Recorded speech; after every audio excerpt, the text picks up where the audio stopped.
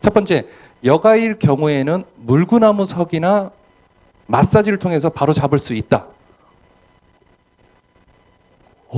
온가요? 물구나무까지는 아니지만 그 고양이 자세 있죠. 요가 자세. 고양이 요가 자세를 뭐 제 첫에도 34, 5주까지 거꾸로 했는데 그거 열심히 해서 땄고요. 자연보완 했고요. 실제로 환자분한테 그렇게 해놓고 보면은 한 60, 70%는 돌려서 오는 것 같습니다. 그리고 요즘은 익스트랄 버전이라고 그래서 초음파를 보면서 이렇게 돌리는 작업을 하는데 이건 좀 위험해서 저는 안 합니다만은 운동을 하는 것은 괜찮습니다. 해보십시오. 네, 알겠습니다. 자, 첫 아이를 제왕절개 했다면 둘째부터도 반드시 제왕절개 해야 한다. 제왕절개를 반드시라는 말이 붙어서 이게 X인데 실제로는 하는 게 좋습니다. 왜 그러냐면 지난번에 수술했던 자리가 얼마나 얇아져 있는지를 모르기 때문에 이게 터져버리는 경우가 있거든요. 그래서 실제로 위험성에 대해 설명을 드리자면 사고가 산모 사고가 날 수 있는 확률이 10,000명당 1명이라면 이걸 V100이라고 하죠. V100은 100명당 1명입니다. 굉장한 속도죠. 그다음에 우리가 실제로 이전에 제왕절개 수술을 했던 사람들의 할 수 이제 이게 V100이라고 해서 그걸 시도할 수 있는 사람이 70% 정도만 시도를 해볼 수 있고요.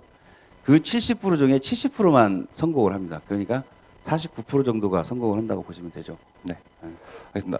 저기 원장님, 제왕절개는 횟수에 제한이 없는 걸로 알고 있는데 할 때마다 매번 다른 부위를 절개합니까? 그러지는 않습니다. 그러지는 않고요.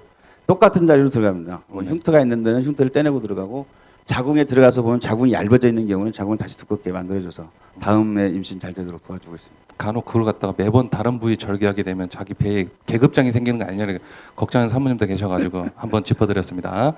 자, 임신 중에 예방 접종을 하면 안 된다.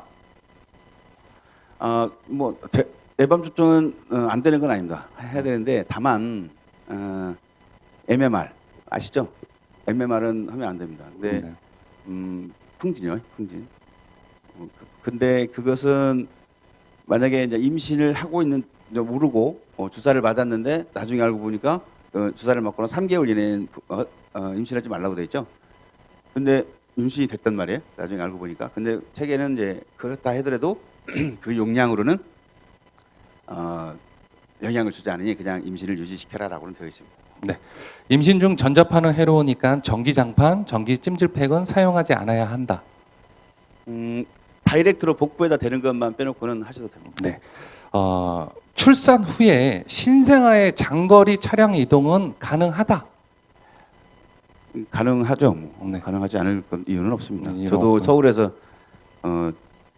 전주 서울까지 며칠 안 되는 애기 데리고 간 적도 있습니다. 네네. 산후조리후 이거는 아까도 말씀하셨는데 다시 한번 해서 뜨거운 온도로 땀을 빼는 것이 좋다. 그렇지는 않습니다.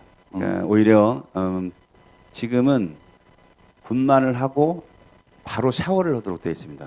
원래는 요즘에는 그것도 차가운 물로 따뜻한 물도 아니고요. 차가운 물로 그러니까 수돗물이죠. 그냥 수돗물로 하는 게 좋다. 비근한이로 미국 같은 경우는 아침에 의사가 회진 둘 때 반드시 물어보는 게 그겁니다. 머리 감았느냐, 샤워했느냐. 그게 제일 1번 문제라고 그래요. 그다음에 이제 배 아프냐 안 아프냐 뭐 이렇게. 근데 본인이 뭐 찬물로 난 싫고 뜨거운 물로 난 차가운 게 너무 싫으니까 뜨거운 물 하고 예, 뭐 싶다고 괜찮습니다. 하면 예, 본인한테 예. 맞게 예, 하면 되지 않습니까? 그렇죠, 그렇죠. 네. 지금 찬물 해야 된다니까 뭐야 이렇게 하시는데 본인한테 맞게 하시면 됩니다. 자, 다음은 100일의 주사는 반드시 접종해야 한다. 예, 요즘에 또 유행이 올라오고 있죠. 네네. T대비라고 하는 건데 그건 반드시 맞도록 하십시오. 이건 권장 사항이니까요. 이거 하시는 게 좋을 것 같습니다. 출산 후 보정 속옷을 입으면 몸매 관리에 도움이 된다. 안 됩니다. 네. 안 됩니다. 자, 슬픈 영화나 공포 영화 등은 태교에 좋지 않다. 이게 3위를 차지한 질문이에요. 제가 개인적으로 생각하는 것은 좋지 않다는 쪽으로 생각을 합니다. 그래서 왜 그러냐면 본인이 갖고 있는 스트레스 호르몬 그거는 아기한테 넘어가요. 아기도 넘어갑니다. 그래서 에피네프린, 노아에피네프린 아시죠? 아드레날린 이건 넘어갑니다. 그러니까 아기도 혈관이 좁아지면서 이거 스트레스 받아요.